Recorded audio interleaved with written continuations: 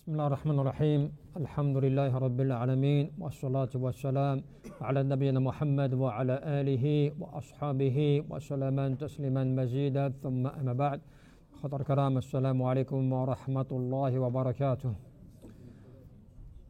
Nous avons un hadith authentique où nous retrouvons une des règles parmi les règles importantes pour que la personne finalement mène ce que l'on appelle en fait une bonne vie par rapport aux choses de la vie, de ce qu'elle vit tous les jours. Al-Hayat al-Tayyibah, cette bonne vie qui va lui permettre d'avoir le cœur apaisé et de se sentir dans la quiétude lorsqu'elle va se rappeler bien, les règles qui sont mentionnées dans ce hadith. Le prophète sallallahu alayhi wa sallam nous dit وَاعْلَمْ أَنَّ الْأُمَّةَ لَوْ اجْتَمَعَتْ عَلَى أَنْ يَنْفَعُكَ بِشَيْءٍ لَمْ يَنْفَعُكَ إِلَّا بِشَيْءٍ قَدْ كَتَبَ اللَّهُ لَكَ. Sache que si l'ensemble des gens, donc l'ensemble des communautés, parce que les ulama te disent dans le hadith, يعني par rapport à cela, ça veut dire quoi? فالمقصود جنس الأمة فيشمل جميع الأمم يعني وجميع المخلوقات. Donc cela veut dire l'ensemble des communautés ou bien l'ensemble des créatures. Donc si l'ensemble des créatures ou des communautés se réunissaient afin de pouvoir te faire profiter d'une chose, qu'il te soit bénéfique sur une chose, ils ne pourraient te faire que ce que Allah avait déjà destiné pour toi. Et le hadith continue plus loin où le professeur dit وَإِنِ اجْتَمَعُوا عَلَى أَنْ يَضَّرُّكَ بِشَيْءٍ لَمْ يَضَّرُّكَ إِلَّا بِشَيْءٍ قَدْ كَتَبَ اللَّهُ عَلَيْكَ. Et si l'ensemble des créatures ou des communautés s'entendaient afin de te causer un tort, ils ne pourraient te faire que ce que Allah a destiné ou décrété contre toi. Et donc à cela, mes frères, vous allez voir que, il y a énormément de leçons vraiment très importantes à tirer. Alors, les ulama te disent لو أصيب ملك من أعظم ملك الدنيا بمرض يصاب به كثير من الناس من الفقراء والمساكين والأغنياء والكبار والصغار ويشفون منه ومن حرصه على الشفاء أحضر جميع الأطباء على وجه الأرض فهل يستطيع أن يضمن الشفاء من هذا المرض بخبراتهم؟ Est-ce que c'est le plus grand des rois de ce bas monde, celui qui détient le pouvoir le plus important dans ce bas monde, parmi les rois, s'il était touché d'une maladie ou d'une calamité, dont les gens de manière globale peuvent y être touchés, parmi les pauvres, parmi les nécessiteux, parmi les riches, parmi peu importe les grands, les petits, s'ils étaient touchés par l'une de ces calamités ou une de ces maladies, et dont ils en espéraient la guérison, ou qu'ils pensaient qu'ils pouvaient être guéris avec conviction, et qu'ils pensaient donc trouver un remède par rapport à cela, en réunissant tout ce qu'ils pouvaient réunir, est-ce qu'ils pourraient être guéris quand même par rapport à ce qu'ils reçoivent comme information, ou ce qu'ils reçoivent comme remède, ou ce qu'ils reçoivent par rapport à l'ensemble de tous ceux qui se seraient mobilisés pour cela? Là, wallahi, par Allah subhanahu wa ta'ala, ils ne pourraient pas. Pourquoi? وَإِذَا قَدَرَ اللَّهُ عَلَيْهِ الْمَوْتِ بِسَبَابِ هَذَا الْمَرْضِ فَإِنَّ الْمَوْتَ سَيَنْزِلُ بِهِ وَلَوْ كَانَ فِي بُرُوجِ مُشَيَّدٍ. Ils ne pourraient pas remédier ou contrer le fait de ce que Allah aurait destiné ou décrété quant au fait que cette personne mourrait par cette maladie, même si elle devait à se cacher ou à s'introduire dans une forteresse extrêmement blindée, qui ne pourrait pas être atteint par des ennemis de l'extérieur. Mais pourquoi cela? Tu comprends? والاجتماعات الأطباء الدنيا كلهم لينقذوا من الموت ما استطاعوا أن يدفعه عنه ولا يزيدوا فيما كتب لهم من حياة لحظة واحدة. Parce que tout ce que tu pourras essayer de faire en réunissant toutes les capacités, voire même les plus grands médecins de cette planète, s'ils se penchaient sur ton cas afin de trouver un remède d'une maladie, ils ne pourraient absolument rien faire pour toi à partir du moment où Allah Jalla fi'ala a décrété qu'il t'arrive cela, ou que bien tu dois mourir par cela, ou que tu ne pourras pas échapper à cela. Cela fait partie de ce qui a été décrété par Allah Azza wa Jal. C'est pour ça que les ulama te disent, ce hadith, il fait partie déjà des principes les plus importants concernant la croyance au qadar ou al qada, à la prédestination et au destin. Et en plus de cela, par rapport au chapitre de At-Tawakkul ala Allah, le fait de s'en remettre à Allah Azza wa Jal.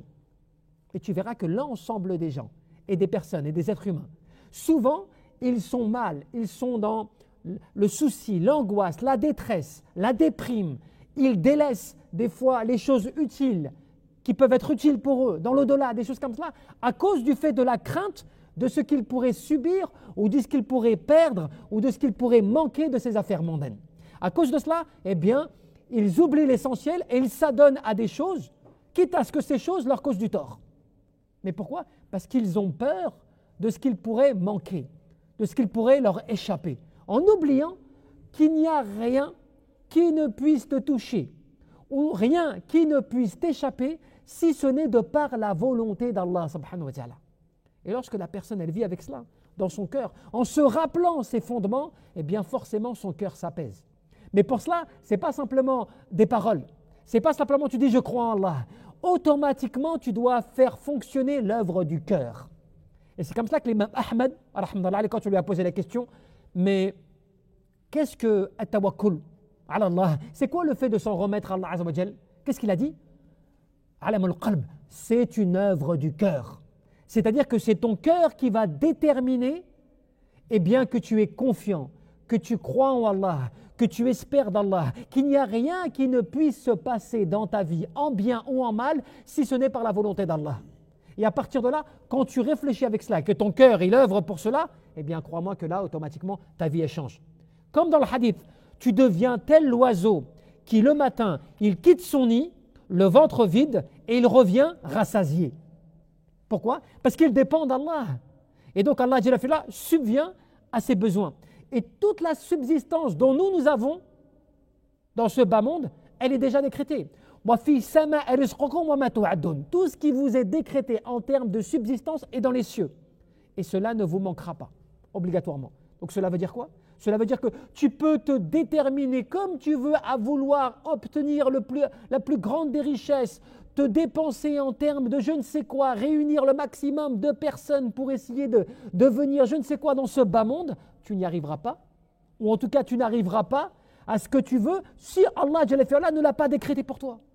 Si à la base ça ne rentre pas, fais lawh mahfouz, dans les tablettes bien gardées, dans ce qui a été dans les tables préservées d'Allah Jalla fi'ala. Parce que cela est déjà décrété 50 000 ans avant la création des personnes, des créatures. Donc ce hadith, il te ramène au fait de ne pas oublier finalement que ce qui t'a touché, ce qui t'a tapé, ce qui ne pouvait t'échapper, eh bien c'est quelque chose que personne ne pouvait éviter pour toi. Personne ne pouvait éviter cela. Comme le fait aussi dont tous les profits, les bénéfices, les bienfaits dont tu jouis, personne ne peut t'en priver. Même quand les gens te disent oui, on va faire ceci, on va faire cela, on va lui empêcher d'obtenir ceci ou cela, ou on va s'organiser afin qu'ils n'obtiennent pas ceci ou cela. Cela ne dépend pas d'eux. Eux, ils ne sont que des causes, que des moyens. Mais en réalité, tout cela appartient à Allah Jalla fi'ala. C'est Allah Azza wa Jal qui fera qu'à la fin, cela t'arrive ou pas. Cela t'échappe ou pas. Même si le hadith, il est quand même fort.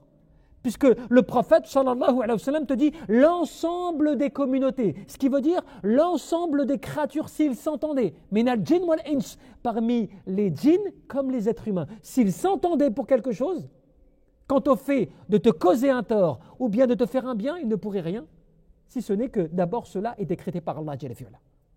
Et c'est comme cela qu'on te dit que cela fait partie de ce qui est décrété et personne ne pourra donc t'accorder, même par rapport à la mort, personne ne pourra t'accorder un délai supplémentaire. Kama qala Jalla fi'ala, idha jaa ajaluhum falyastakhiruna sa'atan wa la yastaqdimun.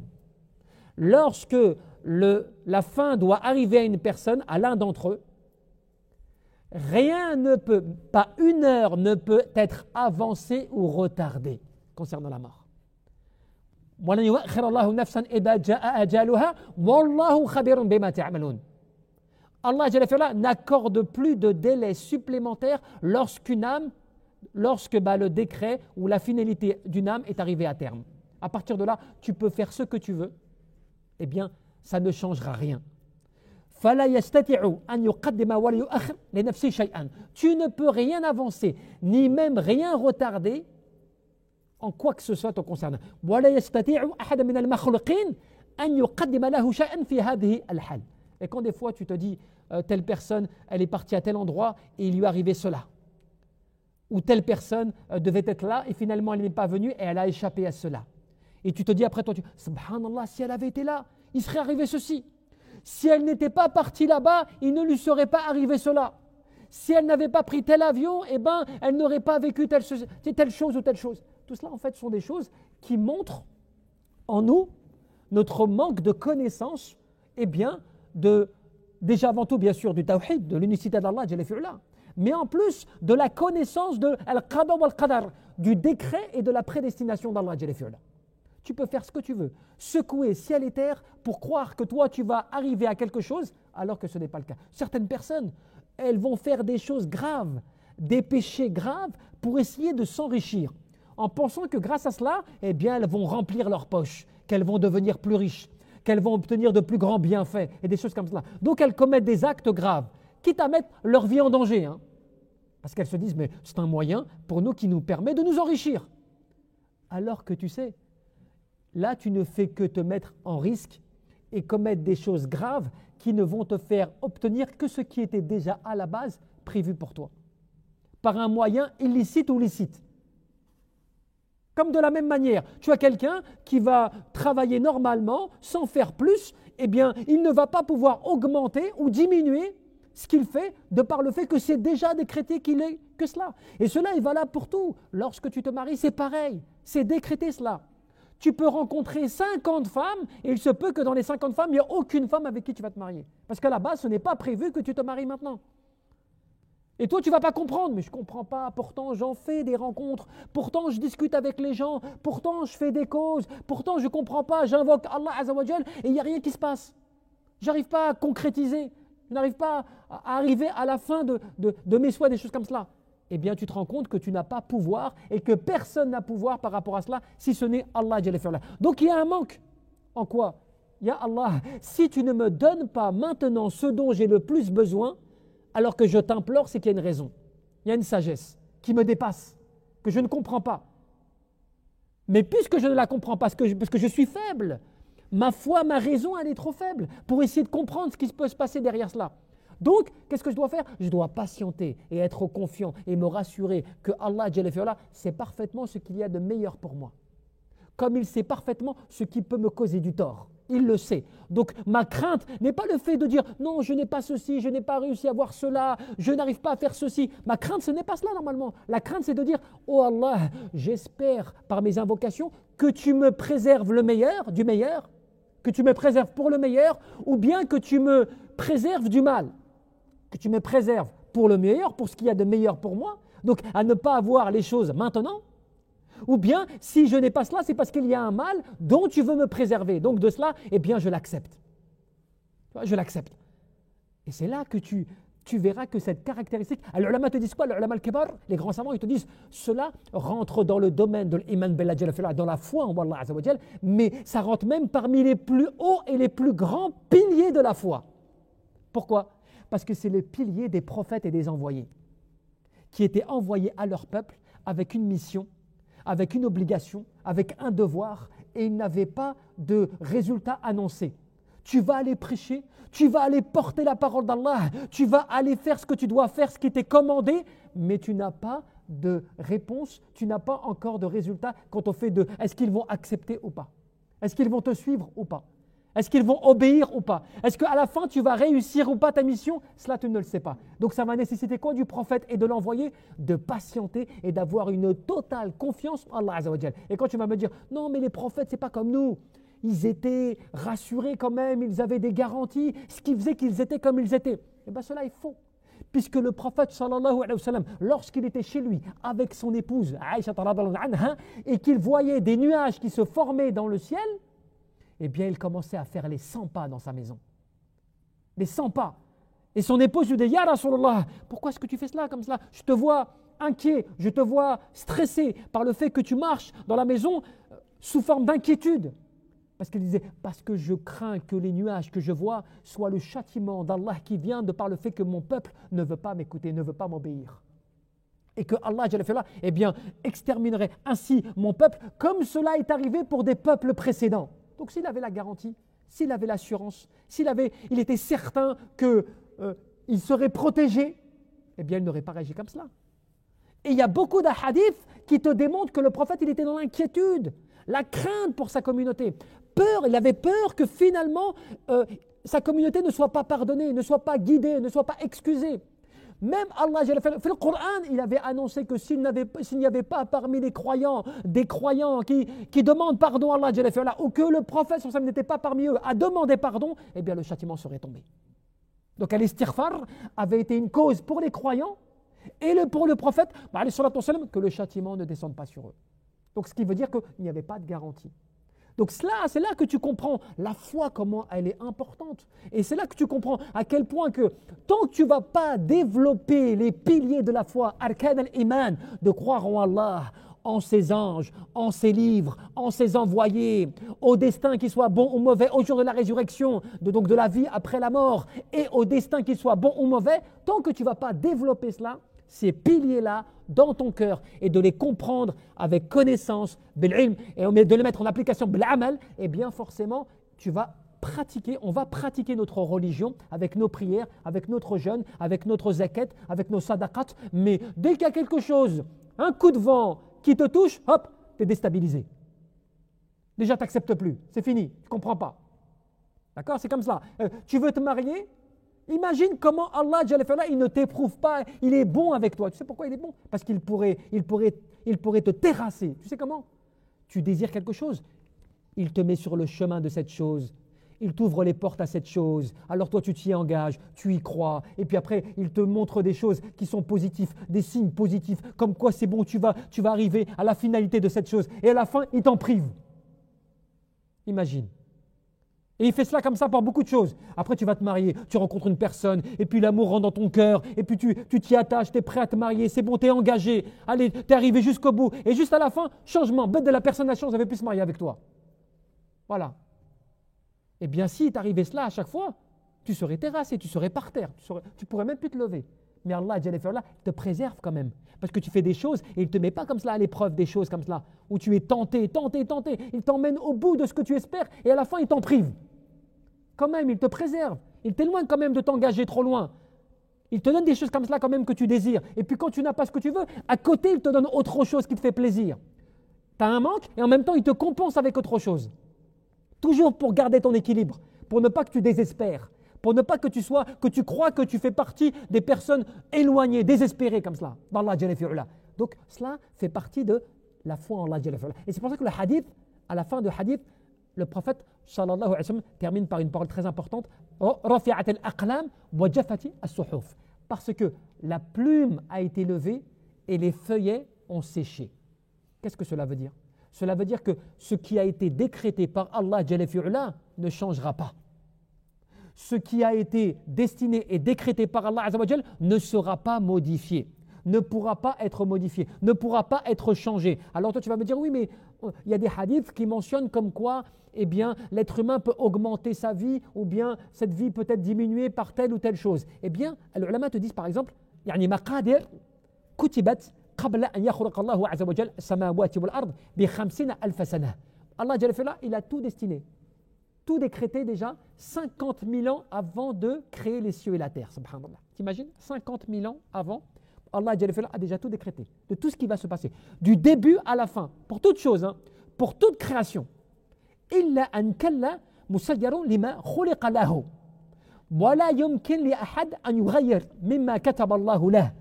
Et cela, eh bien Allah Jalla fi'ala le facilite aux gens après pour arriver à ce qu'ils doivent faire. C'est-à-dire que Allah Azza wa Jalla a tout décrété pour toi, afin que tu arrives là où tu dois arriver. À certains, il leur a rendu la situation difficile, et à d'autres, il aura facilité. Mais cela fait partie du décret d'Allah. Et personne ne peut changer cela. Et là, c'est certaines personnes qui te disent, oui, mais il y a un hadith qui dit, وَمَا جَاءَ عَنِ النَّبِيِّ صلى الله عليه وسلم مَنْ أَرَادَ أَنْ يُنْسَأَ لَهُ في أثاره ويبسط له في رزقه فيصل رحمه. Celui qui veut augmenter sa subsistance et que sa longévité lui soit augmentée, qu'il maintienne les liens de parenté.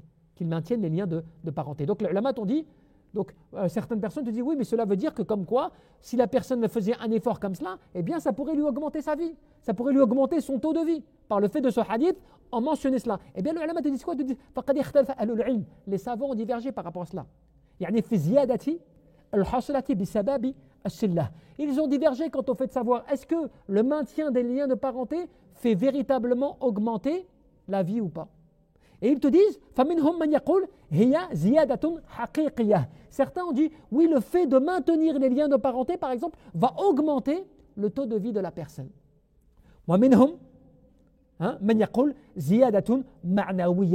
Et d'autres disent non, c'est une augmentation dans le sens, pas dans la réalité des faits, dans le sens, c'est-à-dire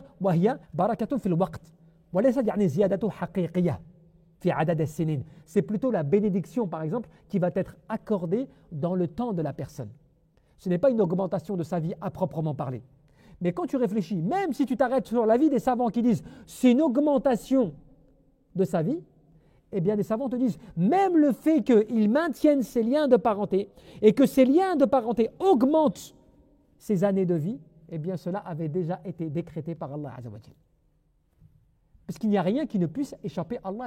Et d'autres disent, puisque Allah décrète aussi de trois manières, il y a le décret général et le décret annuel, qui se passe par exemple, Laylat al-Qadr, mais aussi il y a le décret journalier, ce qui veut dire que tu peux faire des choses qui vont augmenter ou diminuer ta vie, par le fait de ce qui a été décrété nouvellement te concernant.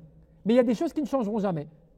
Mais dans tous les sens, tout est décrété. Il n'y a rien qui n'échappe à Allah Azza wa Jal. C'est comme cela que Abdullah ibn Abbas, qu'est-ce qu'il te disait? Même le fait que tu poses ta main sur ta joue, c'est quelque chose qui est décrété. Le fait que tu poses ta main sur ta joue a déjà été décrété par Allah. Parce qu'Allah Azza wa Jal a tout décrété, il a tout créé, jusqu'à même ce que vous réalisez en œuvre. Parce que ce que tu fais en œuvre est créé par Allah Azza wa Jal. Créé et décrété par Allah Azza wa Jal. Il n'y a rien qui... Et tout cela rentre dans quel domaine? Eh bien, cela rentre dans le domaine de l'aqidah, de la croyance et de la foi en Allah Azza wa Jal, et de comprendre et développer arkan al-iman, les piliers de la foi qui vont te permettre comme cela de vivre après finalement comme il se doit, c'est-à-dire de savoir ce qui t'arrive, ce qui ne t'arrive pas, ce que tu n'as eu, ce que tu n'as pas eu, comment tu es en bien ou en mal. Tout cela dépend bien sûr de toi dans tes œuvres, mais que tout est décrété par Allah Jalla fi'ala. Et même la personne qui te dit oui mais moi du coup puisque tout est décrété et qu'on sait déjà, je veux dire dans le sens où tout est déjà décrété quant au fait de savoir je vais en enfer ou je vais au paradis. Dans ce cas-là, qu'est-ce qu'on fait? Eh bien qu'est-ce que tu fais? Quand tu sais que tu as la foi, que tu sais que tu fais tes prières, que tu sais que tu es croyant, eh bien tu dois persister dans cet état. Et tu dois multiplier tes invocations et demander à Allah Jalla fi'ala qui te préserve et qui te guide comme cela jusqu'au dernier de tes jours. Voilà ce que tu dois faire. Quand toi, tu sais déjà que tout est décrété pour toi et qu'à la base, tout est déjà écrit jusqu'à même ton entrée au paradis ou pas, eh bien, tu ne dois pas t'arrêter à la finalité des choses. Te dire, oui, mais dans ce cas-là, peut-être il se peut que moi, je sois destiné en enfer, et dans ce cas-là, je fais tout ça pourquoi? Tu ne dois pas penser à cela. Tu dois penser au fait que je crois aujourd'hui. J'ai la foi en Allah. Je peux adorer Allah. Eh bien, il faut que je persiste, que je tienne bon et que je demande à l'istiqama, c'est-à-dire la rectitude, la droiture. Allah Jalla fi'ala, constamment. Même al-ulama al-kibar, les grands savants te disent, la personne se doit de demander d'être d'être raffermie sur la vérité, même si elle est sur la vérité. Même si la personne est sur la vérité, elle doit persister à implorer Allah, que Allah la préserve et la garde d'être sur la vérité. Parce qu'il n'y a rien qui te garantisse que demain tu sois encore sur la vérité. Rien ne te garantit que demain tu sois encore sur la vérité. Donc tu dois, en plus d'être sur la vérité, eh bien demander à Allah qu'il te raffermisse sur le fait de ne pas dévier de la vérité. Et oui, parce qu'en fait, tu ne sais pas ce qu'il en est de ton cas, donc tu dois être comme al-ulama salaf. Ceux qui nous ont précédés, ils étaient dans l'inquiétude de leur situation. Tu n'es pas dans l'assurance. Tu n'étais pas comme cela, c'est bon, moi j'adore Allah, je suis pieux, je connais, je fais, c'est bien, je suis fort. Ils avaient peur de cela. C'est pour cela que souvent, beaucoup d'entre eux, sur leur lit de mort, ils étaient moribonds et ils pleuraient certains. Ils pleuraient, et pas qu'un seul, ils pleuraient beaucoup. Et quand on leur demandait, mais pourquoi ces pleurs? Suite à tes péchés? À ce que tu as commis, que tu pleures comme cela? Il dit non, je pleure parce que là, à ce moment-là, je suis à la porte de l'au-delà et je ne sais pas si je vais entrer au paradis ou en enfer. Alors que leur passif et leur bagage étaient extraordinaires en termes de dévotion et de ce qu'ils ont vécu de leur vie. Mais cela, c'est le fait d'être dans quoi? Le juste milieu entre la crainte, al-khawf, l'espérance. Ni tu crains trop, ni tu espères trop. Tu es entre les deux. Tu crains, mais en même temps tu espères. Juste milieu. Tu crains le châtiment d'Allah Azza wa Jal, mais en même temps tu espères sa récompense. Et qu'est-ce que tu fais dans ce cas-là? Tu agis sans lâcher, avec rectitude et conviction, parce que tu ne sais pas ce qu'il en est. Et puisque tu ne sais pas, eh bien à partir de là, tu dois agir. Et juste pour terminer, c'est l'exemple même mondain. Dans ce bas monde, ça fonctionne même comme cela. Sauf que nous, on ne comprend pas cela comme cela. Pourtant, c'est comme cela. C'est-à-dire que dans ce bas monde, quand on te dit travaille, ne t'inquiète pas, tu auras le salaire qui va être équivalent à ton travail, à ce que tu as produit comme effort. Travaille et puis, t'inquiète pas, tu seras récompensé en conséquence. Eh bien, quand tu ne sais pas le salaire que tu vas toucher, mais qu'on te promet une belle récompense, qu'on te promet un beau salaire, mais qu'est-ce que tu vas faire? Tu vas bosser, tu vas œuvrer, tu vas t'adonner à faire un travail conséquent, parce que toi, tu sais qu'à la fin, de toute façon, tu vas avoir une récompense. Tu ne sais pas combien, tu ne sais pas quoi, mais tu as confiance en quoi? En la personne qui te garantit la récompense, en qui tu as confiance et qui te promet une belle récompense. Donc, qu'est-ce que tu fais dans ce cas-là? Eh bien, tu travailles. Et beaucoup font comme cela. Beaucoup travaillent des fois, ne connaissent même pas véritablement leur récompense ou leur salaire à la fin. Sauf qu'on leur a promis un beau salaire ou une belle récompense. Eh bien, nous, c'est comme cela, mais c'est toute la vie comme cela. C'est-à-dire, tu dois œuvrer, travailler, espérer, invoquer, ne pas lâcher, parce que tu ne sais pas ce qu'il en est de la fin, et tu espères la récompense d'Allah Azza wa Jal, mais tu crains aussi d'être égaré, d'être perdu, d'être éloigné de la vérité. Donc pour cela, tu restes vigilant, tu restes sur tes gardes et tu ne te laisses pas aller de peur d'échapper à la vérité, de t'éloigner. Mais en tout cas, ce hadith, il nous rappelle ses fondements quant au fait comment est-ce que notre cœur peut être apaisé, comment on peut le rassurer et comment on peut s'en sortir bien quand on sait qu'en finalement, on a juste à faire ce qu'on doit faire et on doit s'en remettre totalement à Allah Jalla fi'ala. Et ensuite, c'est Allah Azza wa Jal qui décidera de ce qu'il en est pour toi. والله أعلم. تبارك وتعالى